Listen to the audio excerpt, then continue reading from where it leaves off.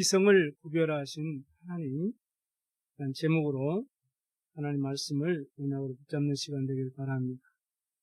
지난주에 봤듯이 신명기 18장 9절에 13절에 보니까 하나님 여호와께서 내게 주시는 땅에 들어가거든 너는 그 민족들의 가증한 행위를 본받지 말 것이니 라고 이렇게 말씀하고 있습니다. 그러니까 지금 우리가 이스라엘 백성이 가야 될 그 가나안 땅은 어떤 상태죠? 영적인 그 상태가 우상 숭배가 만연된 상태, 영적으로 완전히 흑암에 덮인 그런 땅이죠. 쉽게 말하면 사단의 역사로 인해서 영적 문제가 심각한 그 땅이기 때문에 그곳에 들어가거든 그들이 민족들이 하는 가증한 그 행위, 우상 숭배 이걸 하지 말라고 강력하게 말씀하고 있습니다. 이스라엘의 그 땅 모습이 아니고 지금 우리 세상의 모습과 같아요. 사단이 가져다 준 12가지 문제가 있죠. 그것으로 인해서 흑암 문화, 많은 이 흑암 종교, 우상 신전, 하나님을 부인하는 사상, 지식, 여러 가지 문화 속에서 영적인 고통과 영적으로 재앙 만난 이 시대에 우리가 살고 있습니다. 그래서 마태복음 24장 1절에서 14절에 보니까 이 시대를 재앙 만난 시대라고 설명하고 앞으로 그런 시대가 계속될 것을 성경 기록되어 있고 그 속에 지금 우리가 있죠. 거짓 복음이 일어나고 적그리스도, 예수가 그리스도의 심을 부인하는 적그리스도, 이단이라고 그러죠. 많이 일어난다고 그랬어요. 이래가지고 능력을 막 행하면서 미혹하는 일들이 많이 일어날 것을 설명해 놓고 있습니다. 그러니 복음이 없는 교회는 막 무너지기 시작하고 각 전쟁과 기근과 지진과 하나님을 사랑하는 사랑이 식어버린다. 하나님이 사랑이 뭡니까? 복음이다. 쉽게 말해 복음이 다 끊어져가는 시대. 그러니까 불법이 막 흥행하는 그런 시대가 온다고 말씀하고 지금 그런 재난의 시대가 되었습니다. 디모데후서 3장 1절에서 13절에 보면 고통하는 때가 온다 그랬어요. 앞으로 오는 것이 아니고 지금 왔잖아요. 지금 왔거든요. 특히 후대들이 흑암의 미디어 이런 문화 속에 완전히 노예되고 포로되고 속국 상태가 되는 이런 큰 재앙이 왔어요. 가장 큰 재앙과 고통이 뭐냐? 우리 후대들이 하나님의 은혜를 받고 하나님의 축복을 받고 승리하는 삶을 살도록 하나님이 부르셨는데 이 사단이 만들어놓은 흑암의 미디어 문화 속에 마음과 생각과 삶이 노예가 되고 포로가 되고 속국돼 버린 이 현실이 이게 우리에게 가장 큰 아픔이고 재앙이고 고통이에요, 여러분. 계시록 12장 1절에 9절을 보니까 이 사단이 이 얼마나 큰 환란을 가지고 우리를 이렇게 멸망시키는 것을 예언하고 있습니다.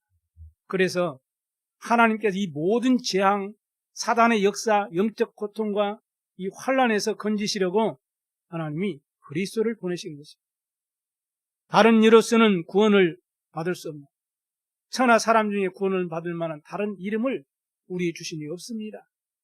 그렇기 때문에 오직 언약 잡고 이 복음 붙잡고 그 가난을 정복하고 세계화하도록 그 땅에 가거든 그 가증한 그 문화 속에 절대 빠지지 말고 속지 말라 이렇게 말씀하시고 계십니다.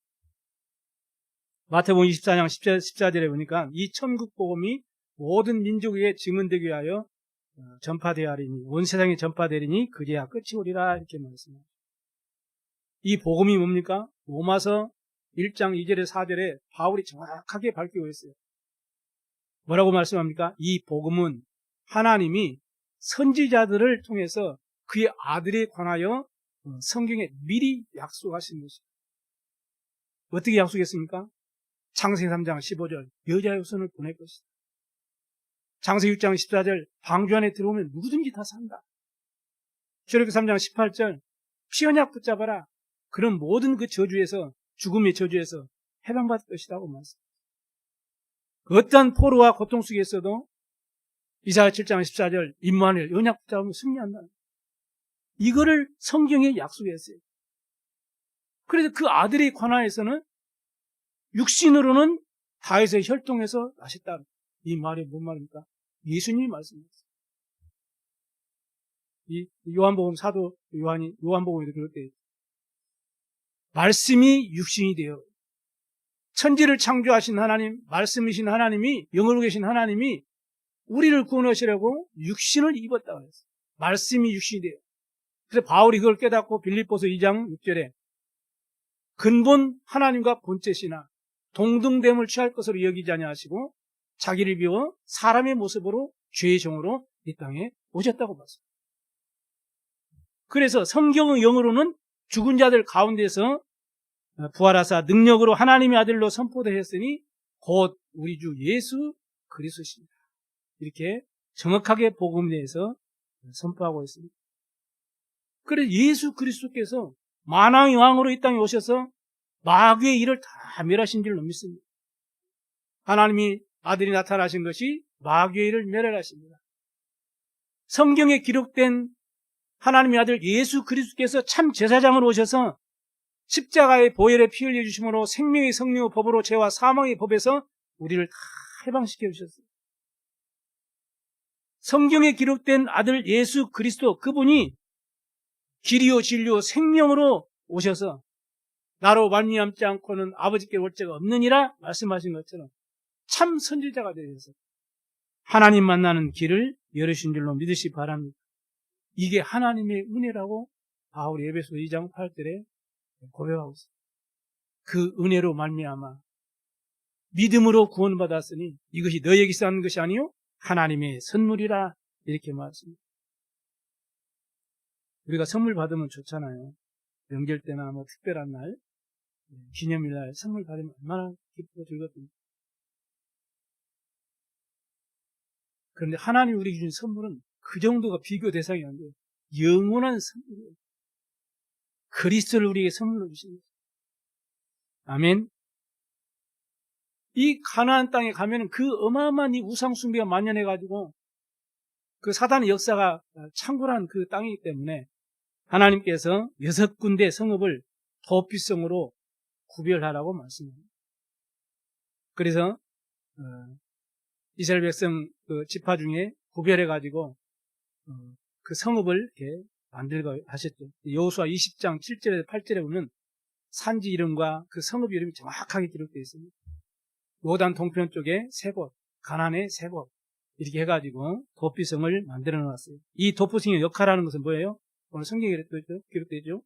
부지 중에 일부러 악심을 하고 계획적인 살인이 아니라 부지 중에 살인한 사람이 정식적인 재판을 올바로 받을 수 있을 때까지 그리고 때까지 이 생명을 보존하도록 그 성읍에 들어가 살도록 한 제도예요.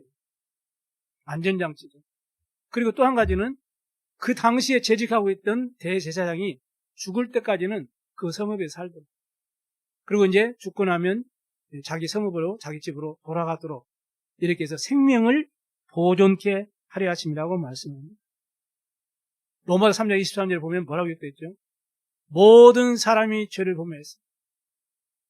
부지 중에 짓든 일부러 짓든 모든 사람이 죄를 범하였습니다. 이 언제 아닙니까? 로마서 6장 23절에는 그 죄의 싹은 사망이에요. 그러면서 뭐라고 합니까? 그러나 하나님의 은사는 그리스도 예수 우리 주 안에 있는 영생이라 이렇게 말합니다. 그러니까 예수님께서 요한복음 5장 24절에도 말씀했어요. 내가 진실로 너에게 이르노니 내 말을 듣고 나 보내신 이를 믿는 자는 영생을 얻었고 심판에 이르지 않으니 사망에서 생명으로 옮겼느니라. 이렇게 친히 말씀했어요. 그래서 예수 그리스도가 바로 우리의 도피성입니다. 우리가 선지자 되시고 참된 왕 되시고 제사장 되신 예수 그리스도를 믿음으로 우리의 모든 죄에서 해방을 받고 심판받지 않고 영원한 생명을 보존하게 된 줄로 믿습니다. 우리의 영원한 도피성 예수 그리스도. 하나님이 예수 그리스도 도피성을 통해서 당신의 하나님의 자녀들을 사랑하시는 그 사랑의 표현을 오늘 성경은 기록하고 있습니다. 자, 그럼 첫 번째, 나를 살리는 도피성을 하나님이 구별하셨습니다. 예수 그리스도는 나를 살리는 도피성입니다. 창세기 1장 27절 28절에 우리 인간 하나님의 형상으로 창조된 우리 인간 그래서 하나님과 함께 행복하게 살 수 있도록 창조된 우리 인간이에요. 그런데 창세기 3장 1절에서 20절에 보면 영원히 빠져나올 수 없는 멸망과 저주와 재앙 가운데 빠지고 말게 됩니다. 그 원인이 뭐예요? 마귀에게 속아버려요. 요한복음 8장 44절 너희는 마귀에서 났으니 거짓의 아비 마귀 그래요. 그리고 요한복음 10장 10절에도 도적이 오는 것은 우리를 죽이고 멸망시키는 것뿐이라고 했어요. 살인자라고 그랬어요. 그래서 그 내용은 어떻게 속였어요? 저 선악과를 먹으면 너 안 죽는다. 너도 하나님과 같이 된다. 이게 우리가 알다시피 뉴에이지 사상이라고 했죠. 3단체가 주장하는 그 내용 아닙니까? 그런데 성경에는 하나님은 뭐라고 말씀했죠? 반드시 그걸 먹는 자는 반드시 죽는다 말씀입니다. 그런데 마귀가 와서 속였어요. 아니다. 너 안 죽어. 네가 하나님과 같이 될 수 있어. 이렇게. 그래서 선악과를 따먹는 죄를 범한 거죠. 그래서 로마 3장 24절에 모든 사람이 죄를 범했어요. 이 말은 무슨 말씀이죠? 첫사람 아담과 하와가 죄 범한 그 죄가 온 인류에게 임했다 이 말이에요. 그게 모든 사람이 죄를 범했음에 이렇게 말합니다. 그 결과 모든 사람이 하나님을 떠나게 됩니다. 이게 창세기 3장 7절에서 10절에 있죠. 이때부터 우리 인간에게는 행복하게 살아야 될 우리 인간이 이때부터 영원한 불행이 찾아오게 된 것입니다. 이게 원죄의 결과예요. 이때부터 하나님을 떠나는 순간부터 사단은 우리 인간을 공격하기 시작합니다. 그래서 12가지 문제를 가지고 우리 인간을 멸망시킵니다. 그래서 내가 주인 되어야지.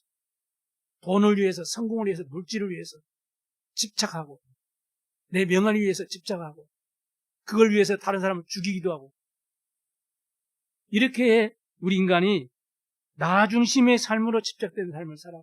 그런데 사실은 내가 주인된 삶을 사는 것 같지만 영적으로는 나를 조종하는 존재가 누구예요? 사단. 그래 마귀의 종로로 다가 사는 거예요. 이렇게 사단이 주인된 삶을 나도 모르게 살아가고 있는 것이죠. 그래서 문제가 만나고 어려움이 만나고 위기가 오고 갈등이 오고 실패가 오게 되면 해결하려고 무속을 찾아가고 점수를 찾아가고 우상 종기에 빠져가지고 계속 영적인 문제로 고통을 당하면서 살게 되는 것입니다. 지금 가나안 땅이 그런 환경이라니까. 거기에 속지 말아라. 이렇게 말씀합니다. 왜냐? 예수 그리스도께서 덕비성이 되어가시고 우리 함께하기 때문에 그는 속지 말라는 거예요. 그런데 이게 속아가지고 계속 불신자 6가지 상태 속에서 그 몸부림치면서 우리 인간은 살아가다가 멸망당하는 거죠. 그 고통과 영적 대물림이 우리 자녀 후손에게 계속 전달돼야 되는 운명과 사주까지 아무도 못 빠져요. 신분이 마귀 자녀도 그러니까 뭐 우상숭배 할 수밖에 없죠. 그 정신적인 고통이 오죠. 육신의 문제가 오죠. 삶의 어려움이 오죠. 죽고 심판받고 지옥 가는 내세 문제 오죠. 그 고스란히 후대까지 대물림되는 이런 운명과 사주팔자에서 못 빠져야 합니다.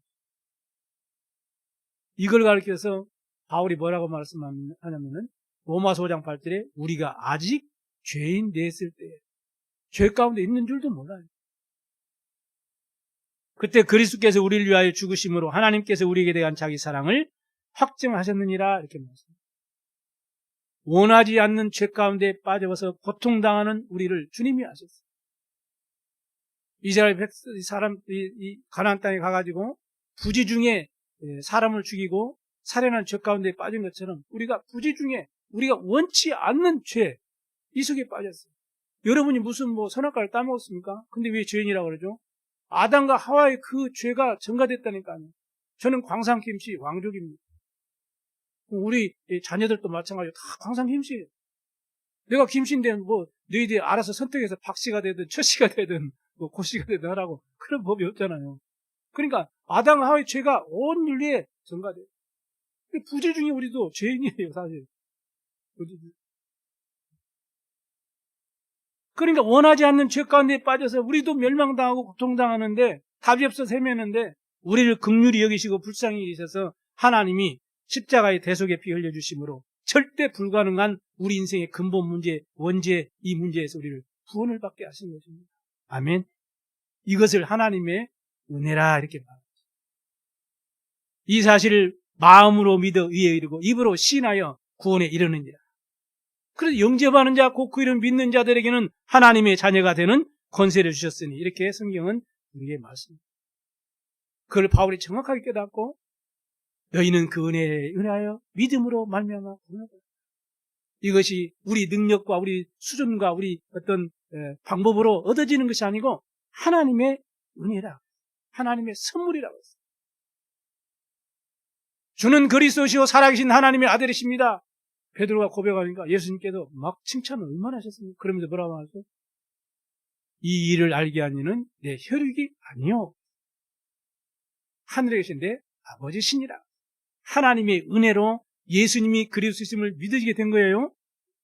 그래서 우리가 예수 그리스도의 구주로 영접하고, 영접고 믿음이 하나님의 자녀가 되는 영원한 축복을 하나님 우리에게 선물로 주신 것입니다. 그래서 다윗이 그 축복을 깨닫고 늘 고백한 내용이 나와 있어요. 성경이 엄청나게 많이 있지만은 시편 18편 2절이나 92편 2절에 보면 여호와는 나의 요새요, 이렇게 보면 요새. 시편 46편 1절에 보니까 하나님은 나의 피난처시오, 나의 요새가 되고 나의 피난처가 되신 도피성이 누구냐? 예수 그리스도심을 믿습니다. 그래서 내가 그리스도 안에 있는 것이 나를 살리는 새로운 시작이 되는 거예요. 올해의 새로운 시작 하시기 바랍니다. 내가 말씀 안에 있는 것, 복음 안에 있는 것, 복음 붙잡고 있는 것, 예수 그리스도는 나를 살리는 도피성이 되기 때문에 그리스도 안에서 우리는 참된 지혜와 영적 힘을 회복하시고 승리하는 그러한 은혜가 있기를 주의 이름으로 축복합니다. 두 번째는 도피성이 되는 교회입니다. 로마서 10장 13절에 누구든지 주의 이름을 부른 자는 구원을 받으리라, 이렇게 기록하고 있습니다. 그리고 교회는 엘리트만 오는 데가 아니에요. 그때 교회는 늘 가난한 자만 오는 것도 아니에요. 교회는 누구든지 다 올 수 있어요. 왜냐? 누구든지 주의 이름을 부르고 믿고 구원받아야 돼요. 모든 사람은, 복 없는 사람은 다 구원받을 대상자이기 때문에 누구든지 와서 하나님의 말씀을 듣고 복음을 듣고 은혜를 받고 구원받아야 될 줄로 믿습니다. 그래 로마서 10장 17절로 했어요. 믿음은 들음에서 나며 들음은 그리스도의 말씀으로 말미암았느니라, 이렇게 말씀합니다. 그렇기 때문에 교회는 다른 건 말하면 안 되죠. 오직 복음만 전해야 돼요. 왜? 하나님의 복음의 말씀을 듣고 은혜를 받고 다 구원받아야 되기 때문에. 교회는 구원의 방주예요. 교회는 구원의 도피성이에요. 그래서 교회는 오직 복음만 전해야 돼요. 여러분이 강단을 위해서 기도해야 되고 주의 종을 위해 기도해야 되는 이유가 거기에 있어요. 하나님, 김희병 목사가 오직 다른 것은 절대 말하지 말고 오직 복음만 말할 수 있도록 여러분 저를 위해 기도해 주시기 바랍니다. 올해 새 시대 강단이 살고 중직자가 살고 렘넌트가 살아야 된다고 했어요. 오직 복음만 전해야 돼요. 왜냐? 오직 복음만이 우리 인생 문제의 답이기 때문에. 오직 그리스도만이 하나님 만나는 길이 되십니다. 종교로 안 됩니다. 선행으로 안 됩니다. 구제봉사로 안 돼요. 지식 철학으로 안 되는 거예요. 다른 이로서는 구원을 받을 수 없나니 천하 사람들 중에 구원을 받을 만한 다른 이름을 우리에게 주신 일이 없습니다. 그래서 오직 그리스도만이 우리 생명을 얻는 길이고 구원의 길이고, 오직 그리스도만이 내 모든 죄와 저주에서 내가 해방받는 길, 오직 그리스도만이 영적 문제 해결되고 흑암 세력을 이기고 마귀지옥에서 빠져나오고 천국 백성 되는 유일한 길이 되는 줄로 믿으시기 바랍니다.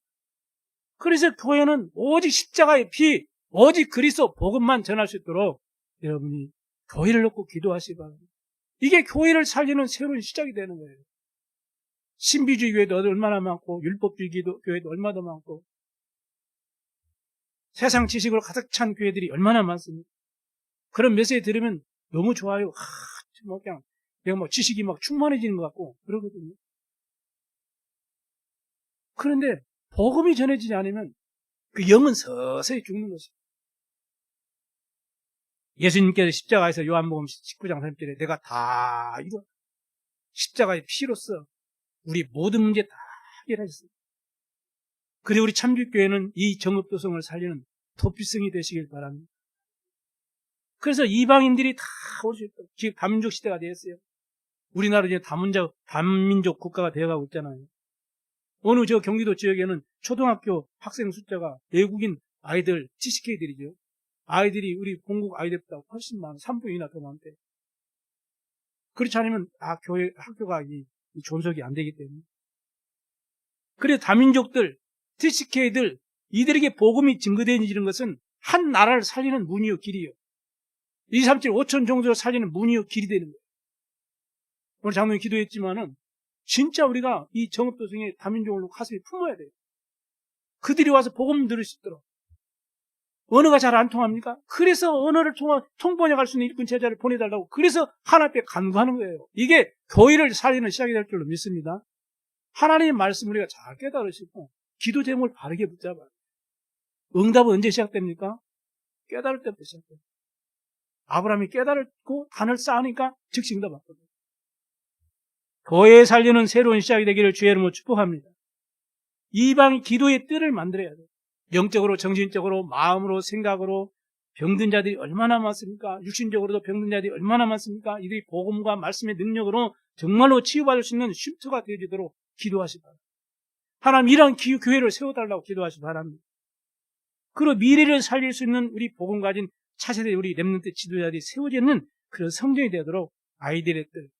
그래서 정말 237 운동, 치유운동, 서밋 운동할 수 있는 그런 세 가지 뜰을 갖추는 교회가 세워지도록 언약을 붙잡고 기도가 시작되는 것이 교회 살리는 새로운 시작이 되는 것입니다. 하나님이 다윗의 마음을 얼마나 아시고 기뻐하시고 칭찬하셨는지 바울이 사도행전에 이렇게 고백하고 있잖아요. 내가 이새의 아들 다윗을 만나니 내 마음이 맞는 사람. 하나님 마음이 맞아요. 사람과 사람 사이도 마음이 맞아야 뭐가 소통되고 뭐가 이루어지고 일이 되어지죠. 서로 불편하고 마음이 안 맞으면 어떻게 돼요? 성도가 성도 간에 마음이 맞아야 일이 되는 거예요. 그래야 교회가 사는 거예요. 성도와 중직자 간에 마음이 맞아야 그래야 기도도 통하고 말씀도 통하고 메시지도 통하고 참여도 통하고 영이 통하고 그래야 교회가 살아나는 거 아니에요. 서로 간에 마음이 안 통하면 어떻게 되겠어요? 요즘 비대면이 되다 보니까 마음이 안 통해. 그냥 와서 예배만 드리고 마음이 안 통한다. 오늘도 여러분이 마스크 쓰고라도 이제 포럼 하시고. 그래서 지금 이번 주부터 지금 한 주간에 또 이제 비대면을 대면화시켜야 되는 시대가 되기 때문에 한 주간 여러분과 내가 어떻게 만날 수 있을까. 그래서 지금 제가 이제 금방 방법을 알아놓고도 까먹어요. 그래서 좀 이번 주에 공부를 단단히 해가지고 평상 때 여러분과 비대면으로 시간을 내서 같이 기도 제목을 하고 그런 준비하고 있습니다. 교회를 살려야 돼요. 꼭 언약 잡으시기 바랍니다. 그래서 하나님께서 다윗에게 뭐라고 말해요? 나의 뜻을 다 이루라. 여러분 하나님과 마음이 통하면 하나님은 주님의 모든 뜻을 하나님 마음에 통하는 그 사람을 통해 이루어져요. 꼭 기억하시기 바랍니다. 그래서 모든 우리 성도님들이 언약을 딱 잡아야 돼요.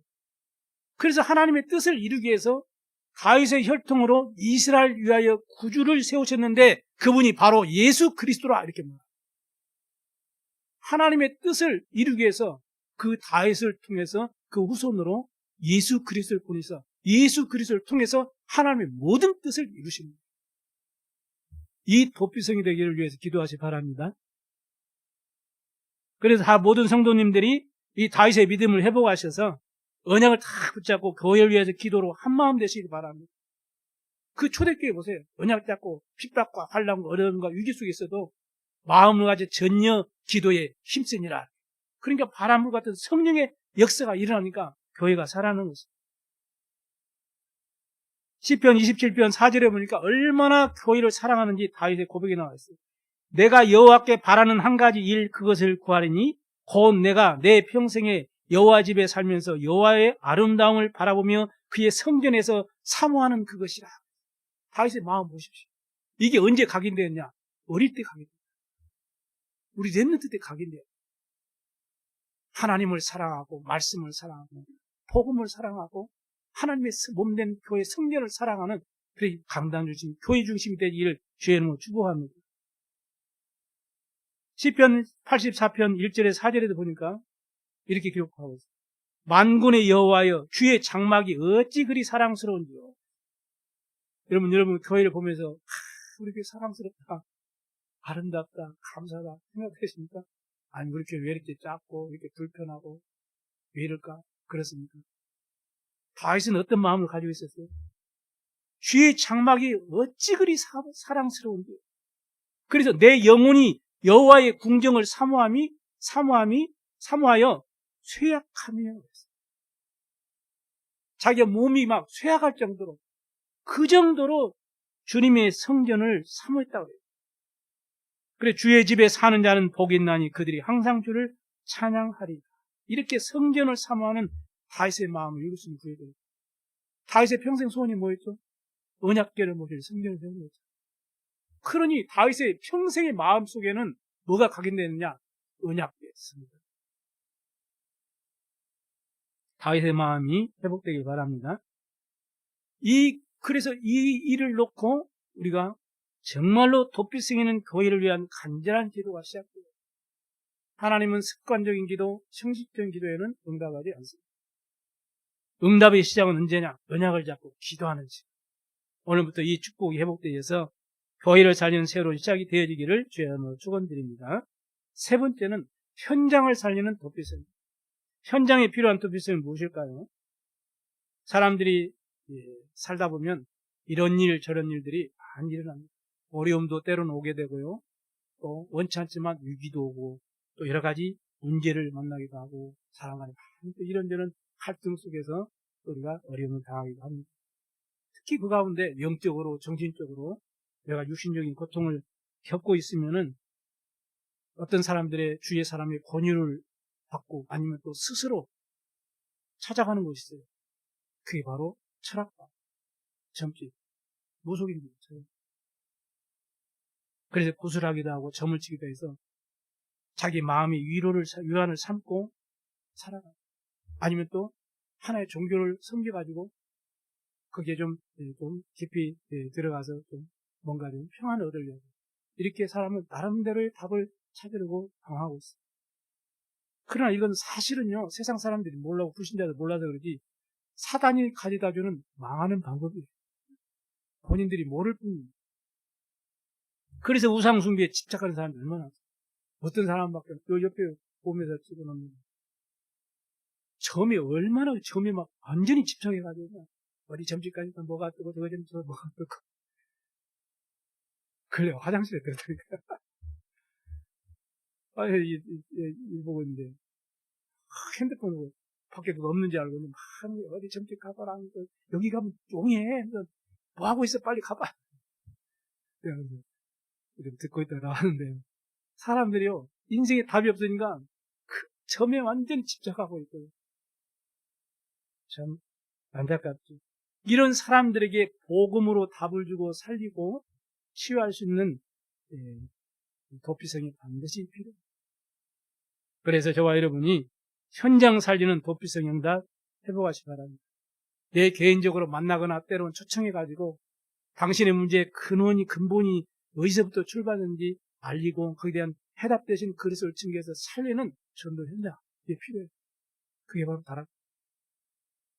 오늘도 기도했죠. 내가 현장에서 그리스도를 증거하는 일꾼 사명자 제자를 키우는 그런 전도 현장이 그걸 보고 미션합니다. 아니면 복음 가진 전문인들끼리 각 전문 기능으로 다르죠. 전문끼리 다 모여가지고 그 나의 전문 현장을 살리는 그런 중요한 시스템. 이걸 보고 전문교회라고. 그 내 지역의 흑암을 꺾고 지역에 정말 복음할 수 언약이 하늘 가진 그런 전도 제자들의 모임 이걸 해서 지교회. 이들을 통해서 이런 시스템들을 통해서 우리 정읍도성과 전라북도 전 현장에 정말로 70지역운동, 제자운동 일어날 수 있도록 여러분 기도하시기 바랍니다. 이 시스템을 통해서 237을 살리는 플랫폼 되어지고 많은 영혼들을 치유하는 그런 파수꾼 망대가 돼요. 또 많은 서밋들이 응답받을 후대를 살리는 이러한 또 복음이 전 세계에 전달되는 그런 안테나 역할을 할 수 있어야 되는 이게 현장을 살리는 도피성이 되는 줄로 믿습니다.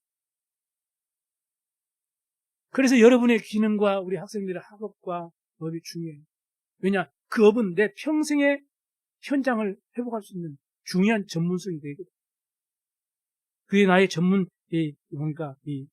달란트가 되는 거죠. 여기 하나님은 복음 경계, 빛의 경계, 성경의 경계, 렘넌트 경계를 준비해놨다는 사실을 아셔야 됩니다. 이 응답을 누리는 인물들이 성경에도 많이 있고, 실제적으로 현대 사회도 보면 많이 기록되어 있죠. 록펠러가 대표적인 인물들도. 성경을 루디아, 야손, 브리시가 아굴라 부부, 가이오, 이런 인물들 보세요. 그런 인물들은 자기의 업에 대한 참된 가치를 깨달았어요.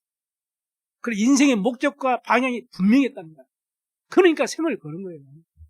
이게 아니면 어떻게 생을 걸겠어요? 내 목숨보다 귀한 게 어디 있습니까?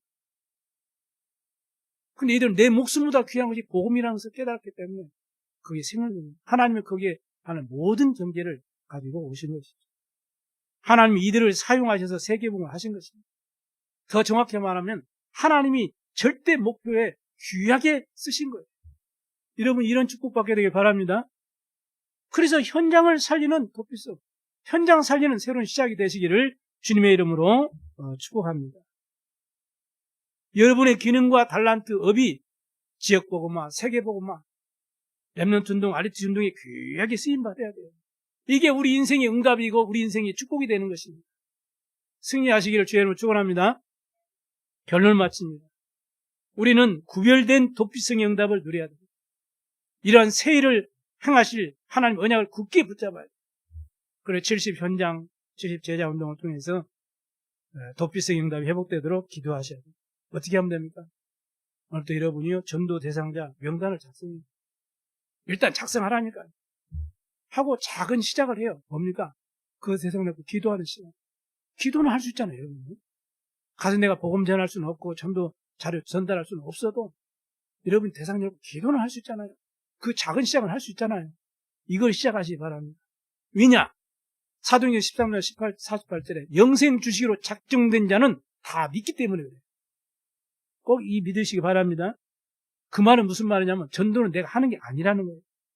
우리가 복음을 전하고 전도 자료를 주려고 하는 생각만 가지고 기도만 해도 하나님이 성령께서 역사하신다니까. 그래서 전도가 되어지는 축복을 체험하시기 바랍니다.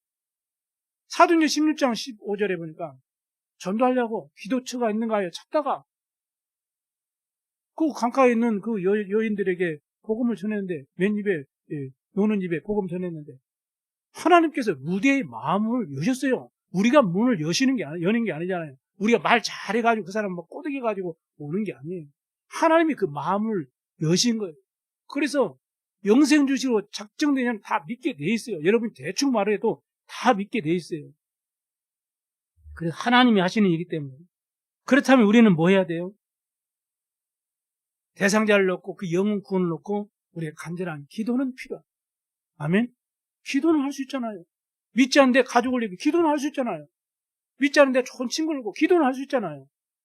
내 주위 이웃을 놓고 우리가 뭐 큰 건 못해도 능력이 없어서 큰 건 할 수 없어도 기도는 할 수 있잖아요. 아멘?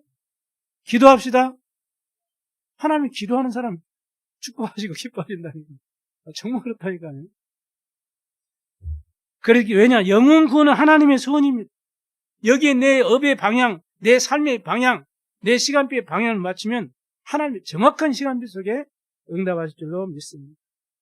올 한 해 여러분이 하나님 전도, 나를 통해 전도의 역사를 이렇게 인도하시는구나.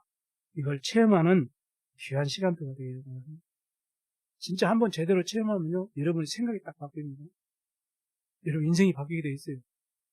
하나님 앞에 쓰임받는 그릇으로 하나님이 축복하시게 되어 있어요. 그리고 여러분 개인이 여러분 가정과 가문을 살리는 도피성이 되시기 바랍니다. 이게 나를 살리는 새로운 시작이다. 우리 교회는 이 지역을 살리는 도피성이 돼야 돼요. 이게 우리 교회를 회복하는 새로운 시작 20세가 되는 거죠. 우리 후대들 왜 우리가 렘넌트에 생을 걸어야 됩니까? 미래를 살리는 도피성이 돼요. 이것이 현장을 취하고 살리는 새로운 시작 24가 되어지는 거죠. 24는 뭐죠? 항상 매일 지속 그게 뜻이잖아요. 이분 목사님 24는 뭐냐? 깨닫는 것이다. 응답을 깨닫는 순간부터 하나님의 축복은 응답을 깨닫는 순간부터 하나님이 시작하십니다. 아브라함이 깨닫고 단을 쌓을 때 하나님 응답이 시작됐잖아요. 오늘 이 영적인 눈이 열려져서 말씀이 깨달아지는 은혜가 있기를 주의 이름으로 축원드립니다. 기도하겠습니다. 하나님 감사합니다.